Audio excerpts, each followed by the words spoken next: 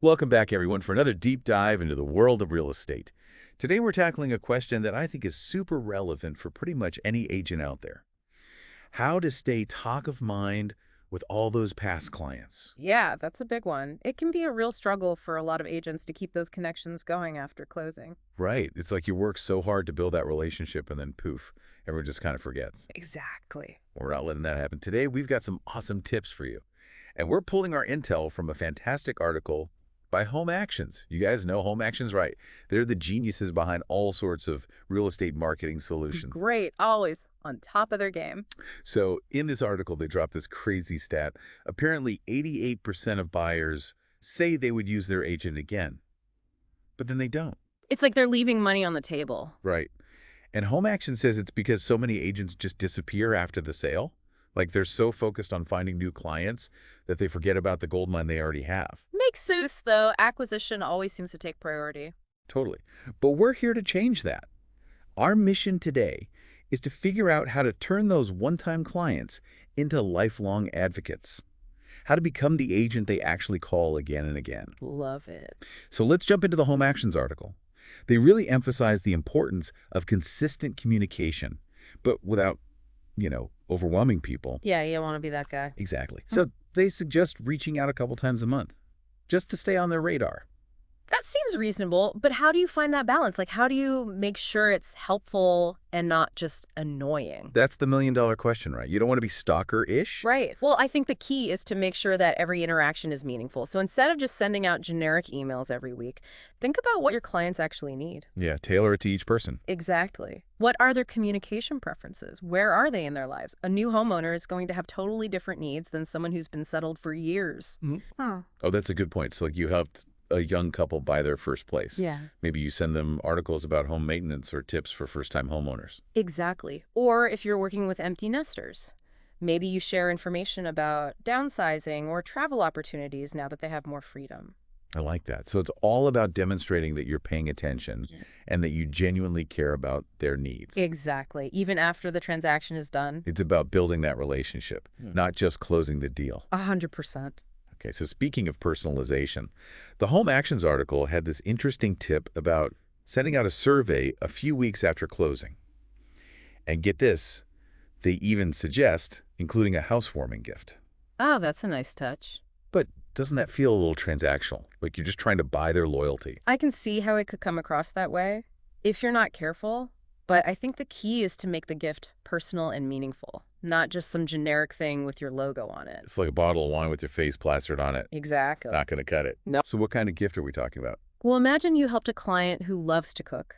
Maybe you get them a nice set of knives or a subscription to a meal kit service. Or for the gardening enthusiast. Exactly. You could send them a rare plant for their new yard, something unique that they'll really appreciate. Oh, I see what you mean. It's about demonstrating that you actually listen to them and that you remember their interests. Precisely. And then the survey is like saying, hey, Yeah. I value your feedback. It shows that you're committed to constantly improving your service. Okay, so it's not about the gift itself. It's about the thought behind it. Yes, exactly. I like that. Now, this next tip I thought was really clever. They suggest sending cards for anniversaries, birthdays, even pet birthdays. Oh, that's cute. Right. Isn't that a fun way to stand out? But are we risking overkill here? Like, how much is too much? That's a good question. I think it all comes back to being authentic. You don't want to seem insincere or like you're just going through the motion. Right, like you're just checking boxes. Exactly. But if you're genuinely thinking of your clients and you want to celebrate milestones with them, then why not? Yeah, why not? Think about it. People are bombarded with marketing messages all the time. Oh, tell me about it. My inbox is a nightmare. Right. So when you take the time to remember something personal about their lives, it really makes you stand out. It's like you're building this little database of connection points. That's a great way to put it. So you can reach out in a way that feels personal and relevant. Exactly. Not just another mass email blast. Right. Okay, so speaking of being relevant, the article talks a lot about being a resource for clients, like offering referrals for local services. Oh, yeah, it's huge. Right, and keeping them updated on the market. Keeping them in the loop. But how do you avoid becoming everyone's unpaid concierge? You're right. There's a fine line there. You want to be helpful, but you don't want to be on call 24/7. Yeah, you gotta set some boundaries. Exactly. So how do you strike that balance? Well, I think the first step is to curate a really solid network of trusted professionals, people you can confidently recommend to your clients. So like plumbers, electricians, that kind of thing. Exactly. You want to make sure you're sending your clients to the best of the best. And that takes time to really vet those people and make sure they're reliable. Oh, absolutely. It's an ongoing process. But it's so worth it because then you become like a one-stop shop for all their needs. Exactly. You're the go-to person for anything related to their home. And that builds so much trust. It does. Okay, so we've got our network in place.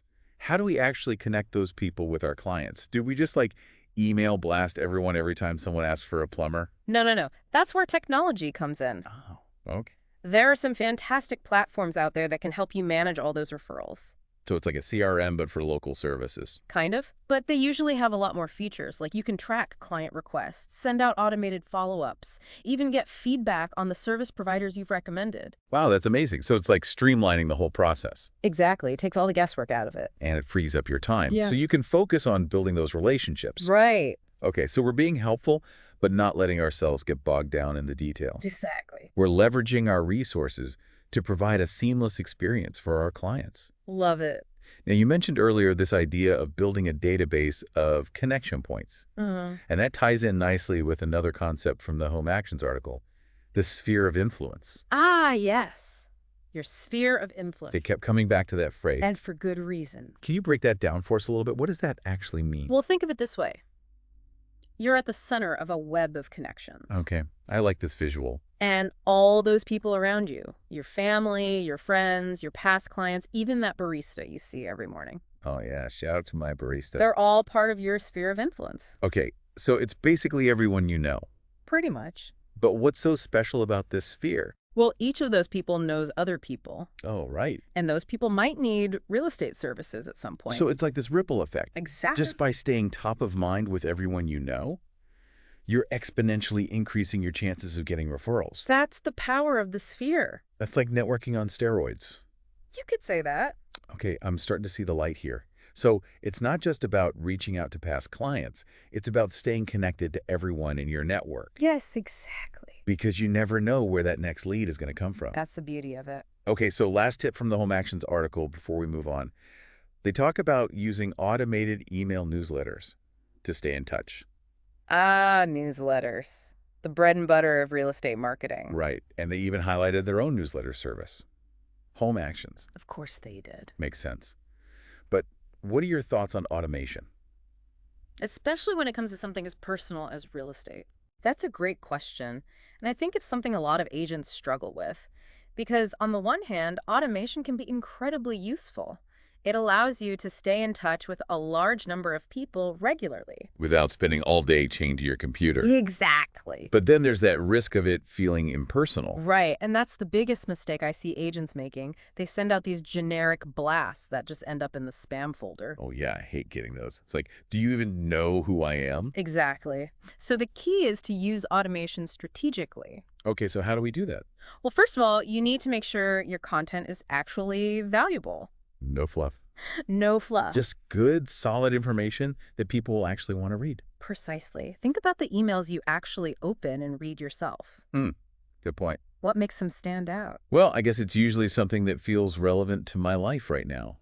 Or maybe it offers advice that I can actually use. Exactly. So it's got to be personal. It does. And it's got to provide value. That's the magic formula. Okay, so automate strategically. But don't lose that human touch. You got it. It doesn't have to be anything crazy. Right. Maybe just a quick text checking in, seeing how they're enjoying their new home. That's a great idea. Or how about forwarding a helpful article you came across? Something that's relevant to their interests. Yeah. People love that. It shows you're thinking of them. Exactly.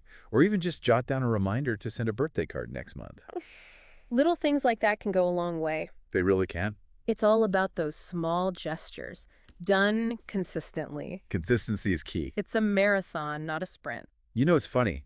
We always talk about planting seeds in marketing, but it's really like gardening, isn't it? Oh, I like that. You're not just scattering seeds and hoping for the best. Yeah. You're cultivating the soil, tending to each plant, creating the right environment for those relationships to truly flourish. What a beautiful analogy. And just like a garden, those relationships will reward you with continued growth and abundance over time. Okay, I'm stealing that analogy from now on. So as you head out into the world today, remember, Your past clients aren't just names on a spreadsheet. They're the fertile ground for your future success. Well said. Nurture those connections, stay top of mind, and watch your business grow. Until next time, happy cultivating.